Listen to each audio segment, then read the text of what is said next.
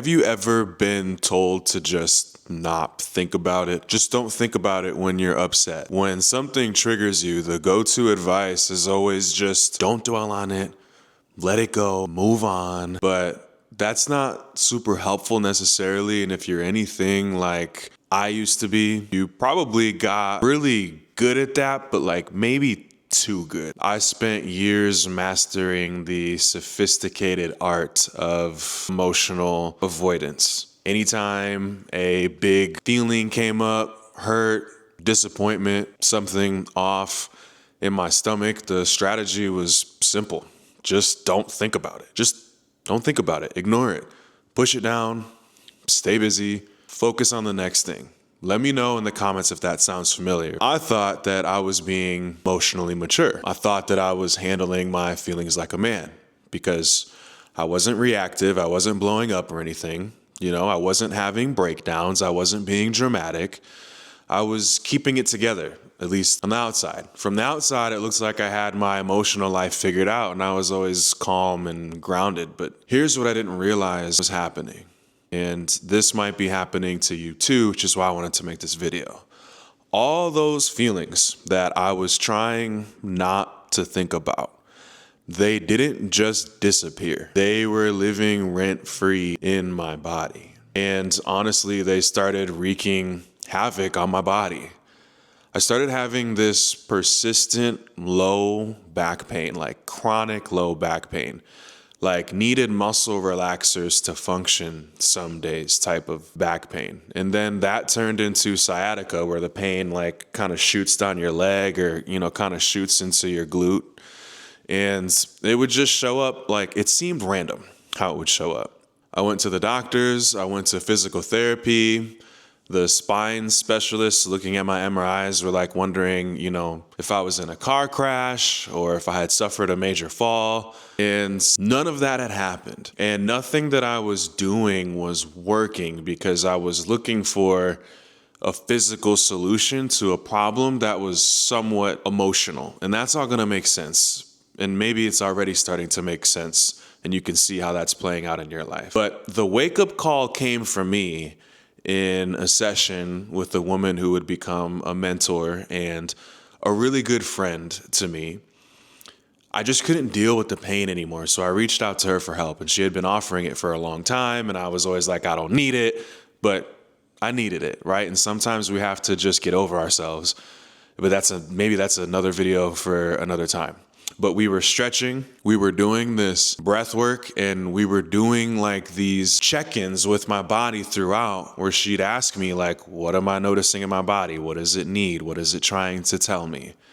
And a dam broke ultimately in that situation. The dam just broke. All of these feelings that I thought that I had handled by just not thinking about them, right? They were sitting there, stored up in my body, creating actual pain and problems in my body.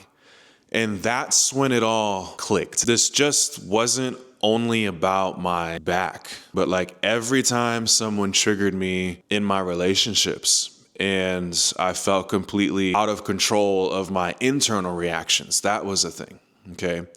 You know that feeling when someone triggers you and you just react like bigger than the situation calls for? And maybe you have some self-awareness to know that, right? You don't react externally, but inside is like complete chaos. And then you're annoyed at yourself for reacting that way. So that's like more feelings, but you can't seem to stop all of this, right? That was me in my late teens, very early 20s. And I thought maybe just certain people knew how to push my buttons, right? But what I realized was it's not that I was out of control of my emotions, it's that I was out of touch with them. I didn't really understand them and I didn't really have tools. Okay, and that's a big difference. When you're constantly trying to avoid feelings, trying not to think about them, they build up this pressure. They have to go somewhere. And if they don't get expressed and confronted by you, they just take up space in your body. They start living rent-free in your body. And well, actually, that's not really rent-free. They come to collect in the form of issues in your body. And it's just like, the same situation where you've got a pot on the stove. I'm pointing at my stove over there. You've got the lid screwed on tight. All of the steam, it has to go somewhere. So it either explodes when someone hits the right trigger, or it shows up as physical symptoms, or both. Like, this is what happens. I had been treating my emotions like problems, essentially, like problems that needed solving, instead of just information that I needed to receive and be open to. So here's what I started doing differently, okay? And this is where you really want to pay like attention if any of this is landing for you, if it's resonating with you rather. Instead of just trying to get rid of feelings, instead of just trying to push through them, I started getting curious about them. This is what I learned, and I needed a safe space to learn that, because it's kind of hard to, if you haven't felt safe to feel, it's kind of hard to just start feeling safe on your own. I needed that safe space first, okay? But then I started treating them as data. And I know that might sound like a little bit clinical or complex or like a little bit heady, but when I say emotions are data, I mean they're just giving us information about what matters to us, about what matters to you, what feels right or wrong, what needs attention in your life that maybe you've been overlooking, that hurt when someone dismisses your opinion or your idea. That's information about your need to be valued that's maybe not being met. That anxiety that you get before certain situations, that's your system ultimately prepping for something that just feels kind of challenging. That frustration that you feel when someone doesn't really follow through, that's information about your values around reliability and respect. And those could be tied into some past experiences that maybe you overlooked. Instead of trying to make these feelings disappear, I started asking them questions like, what is it exactly that you're trying to tell me? What is it that you need? What matters about the situation? And I was doing this out loud, and I was doing it while feeling in my body. Now, as I got better at this, I noticed something kind of interesting. There were certain feelings that I was way more afraid of than others. There were feelings that I would do just about anything to avoid feeling. And it turns out there's actually a lot of research on this. It's just not very popular. There are 7, essentially, core emotions that most of us have learned to fear on some level. And when we're afraid of a feeling, we do all sorts of things to avoid it, all sorts of very creative things, often unconsciously, even when avoiding it can turn out to be so much more painful than just feeling it. And that's kind of the paradox of this whole thing, right?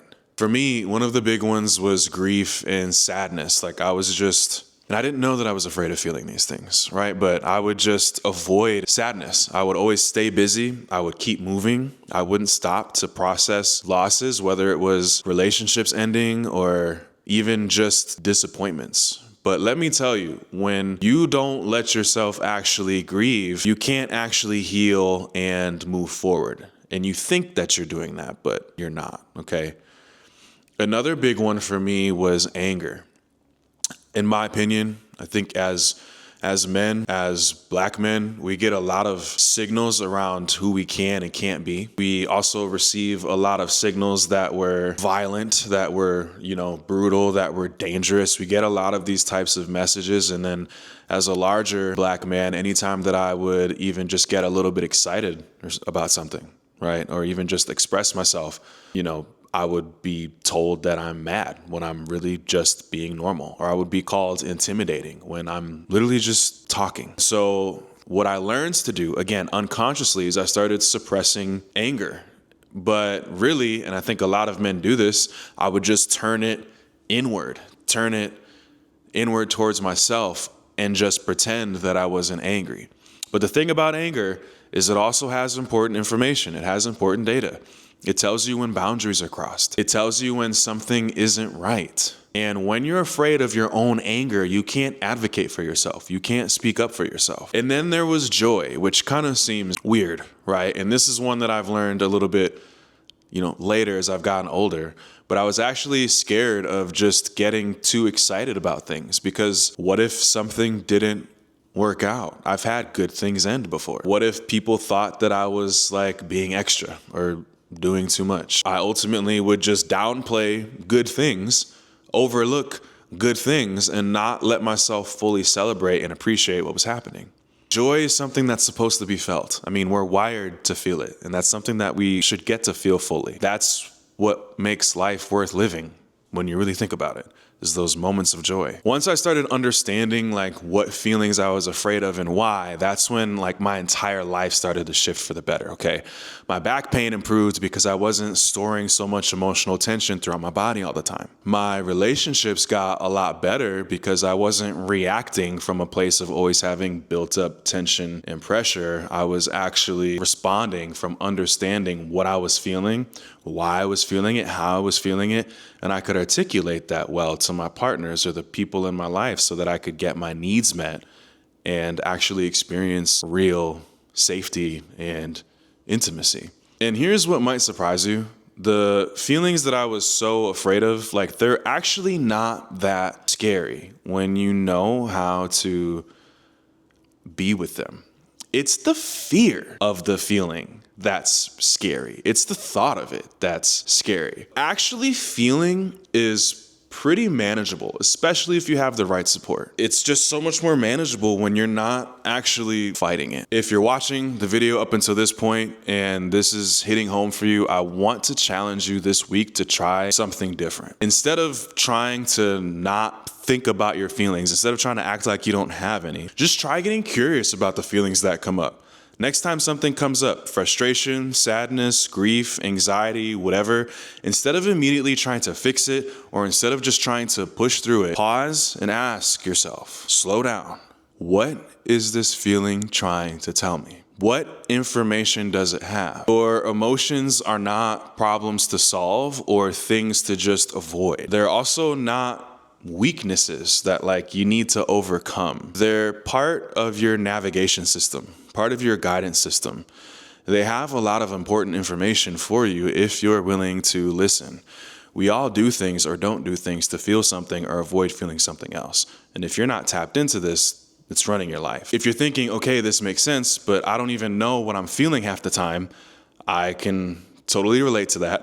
If you're like, I get this, but I don't really know where to start with feeling my feelings, I also get that too. Understanding your emotions and learning to work with them as opposed to it being the other way around is a skill, just like any other skill. That takes practice, that takes time. And just like any other skill, it gets a lot easier with practice, and it gets a lot easier when you have better information. It gets easier and you can actually get pretty good. That's why I created a course that breaks down the 7 core emotions. It's literally $7. At least right now it is at the time of this video. And it breaks down the 7 core emotions that we're all pretty much afraid of, because once you understand what these feelings are, once you understand how they show up and how you specifically might be avoiding them, then you can build a completely different relationship with your emotional world. And that's like true power and true control. In the course, I break down these 7 core emotions, what they feel like, what they're trying to communicate, and how you can start to work with them.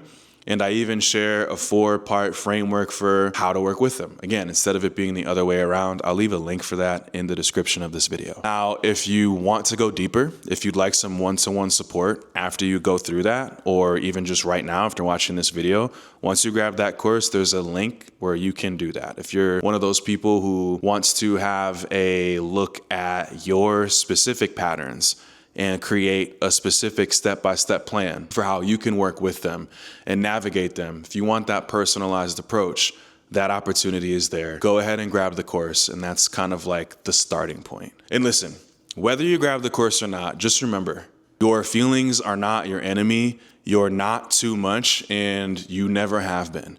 And these feelings that you have aren't things that you need to fix or things that you need to avoid or really anything that you need to be ashamed of. It's just information. They're here trying to help you live aligned with who you really are. You don't have to carry them as pain in your body. You don't have to feel out of control or weak or vulnerable when they show up. You can learn to listen. And when you do, I'm telling you, everything changes. If this resonated with you, let me know in the comments. Let me know what feeling that you recognize maybe you've been avoiding or afraid of feeling. And if you know somebody who needs to hear this, do me a solid, do me a favor, do them a favor, and share this video with them. That's all I got for this one. I'll see you in the next one.